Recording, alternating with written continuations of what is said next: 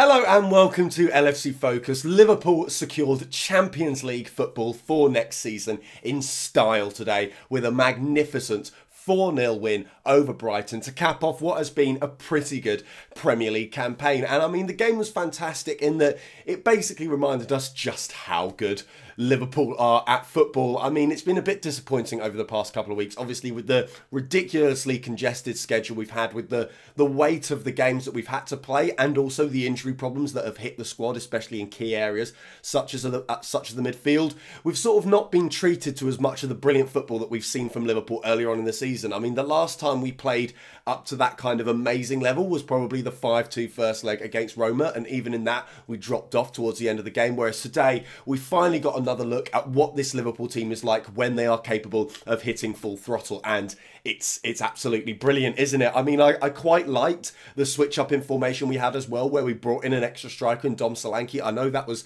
kind of forced with the fact that Milner wasn't able to play today, which was obviously disappointing, so it's unclear whether or not Jurgen Klopp would have actually made that decision, whether that was a purely tactical switch or whether it was necessitated by the circumstances of the game and the injury to James Milner. But I thought it worked incredibly well, and I think I don't want to talk too much about next season because obviously we've just played a brilliant game and I want to talk more about that, and obviously we've got the Champions League finals to come as well. But going into next season, with all the talk about Liverpool potentially buying backup for Firmino and how many games that backup would potentially have, here we've got a system where we can potentially play that entire front three, Firmino included, and bring in another striker as well. And I just think it works in really well in breaking down those low block defences by overloading the box and just giving us that one extra option. You know, it's kind of like when we had Coutinho with who was kind of bringing in the play from the midfield to the attack as well, but I just think it's a little bit better because you've got another striker in there as well. And obviously Dom Solanke, you know, I don't want to criticise him too much by saying that we might want to bring in someone else to fulfil that role next season,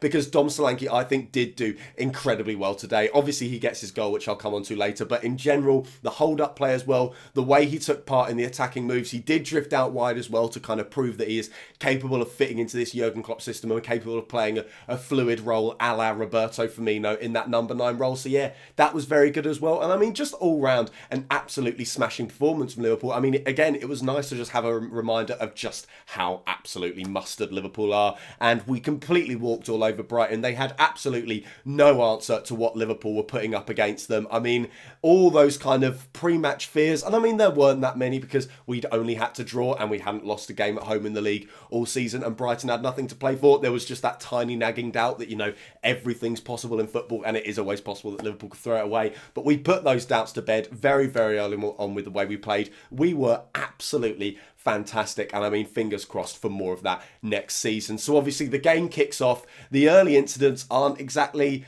good ones for Liverpool fans because obviously you have the 2 early penalty shouts, both of them absolute blatant penalties. I mean, I've talked about this on Twitter, I've talked about it in previous videos. The standard of refereeing in England at the moment is an absolute joke. There is some sort of weird thing about not giving Liverpool penalties at Anfield. I mean, I don't want to sound like conspiracy Colin or whatever, but I mean, it is just getting to the point where it's completely ridiculous now. We've had 1 penalty in the league at Anfield all season. It's completely farcical. The sooner they bring in VAR, the better, quite frankly, because at least then, you know, we can't talk about, oh, the referee maybe missed it, maybe in the heat of the moment he didn't get the decision right. Once referees are being held to account for the fact that they've seen the decision several times and made a conscious, sensible decision on it, then we can really start to have a go and actually work out whether, you know, the rules have just changed when it comes to games at Anfield, or referees just aren't very good at doing their job. It's a clear penalty with the handball. It's an even clearer penalty when Salah gets clattered. I don't care if he gets a tiny touch on it. I mean, it's nowhere near enough of a touch to justify what he then does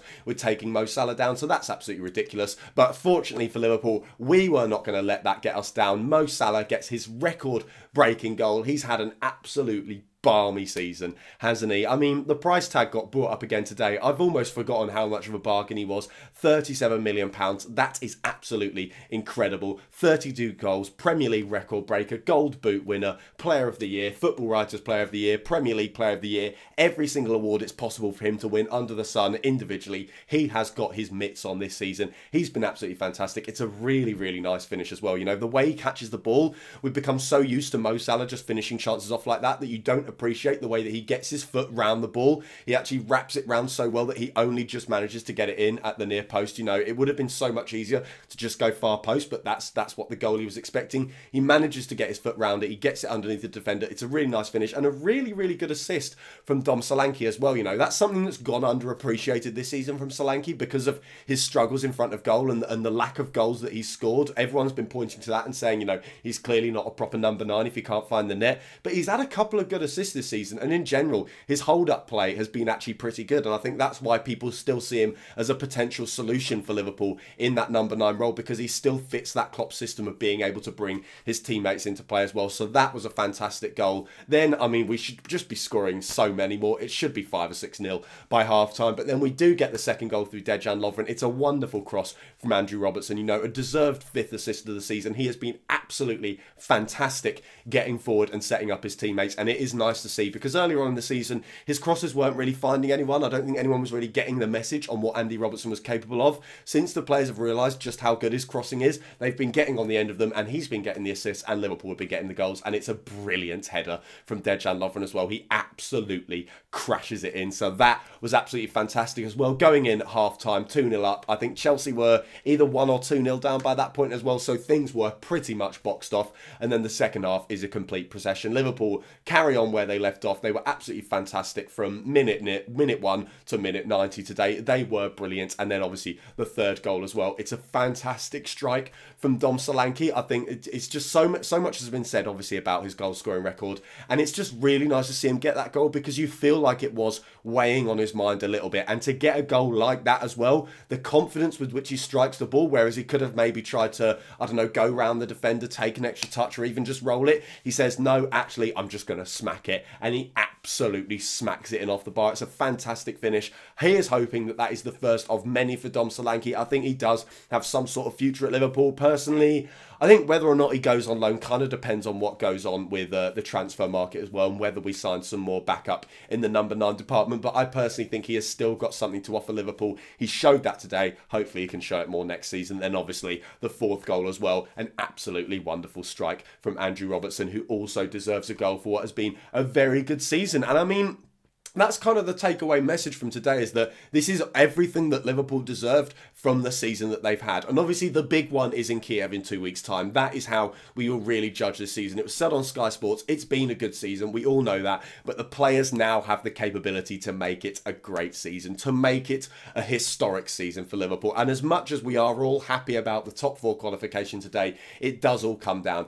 to that game in Kiev. But for now, an absolutely fantastic performance from Liverpool, one that I think we can all be absolutely chuffed with. So a couple of you sent in your thoughts on Twitter for the game, so just having a look at those. Abdi Hus 1 says, Mohamed Salah Golden Boot done, Champions League footy next season done, no injuries, and 6th European Cup is pending. I mean, yeah, that sums it up. The day went about as well as it could possibly have done without Mo Salah scoring another 5 or something like that. But yeah, Golden Boot, we all wanted him to get that. He has secured that today. Champions League football, again, like I said, the big ones in Kiev, but it was important to secure that as well, because Liverpool have been so brilliant in the Champions League this season. It would be a huge shame if they didn't get it next season. No injuries as well, also incredibly important. I think it has helped that we've had that week-long break, in that we kind of trust that the players aren't going to put too much strain on themselves because they've had that rest. And I think hopefully Jurgen Klopp will obviously look after them in training. I think we're planning some sort of behind closed doors friendly as well in between now and the game in Kiev, which I think is good. And then of course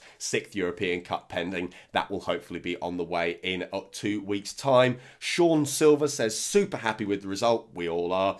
The Egyptian King breaking the record. Some unusual scorers to boot as well, which I think was pretty good. Nice to see players like Lovren, Solanke and Robbo getting on the score sheet. You know, players that have had some goal scoring ducks. It's always good to see rare players get on the score sheet, so you know that the goals are always going to come from everywhere on the pitch as well. Could have finished better in the first half and had 7 or 8 for the final score. Again, that would have been lovely, but never mind. We still won 4-0. What a way to go out. Now on to Kiev. You'll never walk alone. I mean, yeah, lovely stuff from Liverpool. Lovely stuff from the Reds. Fingers crossed for something similar in Kiev and a European Cup to take home. So that is all for today's video. Thank you guys very, very much for watching. If you did enjoy this video, why not give it a like? If you're new around here as well, hit that subscribe button there. Check out some of the other videos that have been out on the channel over the past few days as well. Don't forget to follow at LFC Focus TV on Twitter, and I'll be back soon for some pre-match build-up content for the Champions League final against Real Madrid. Bye for now.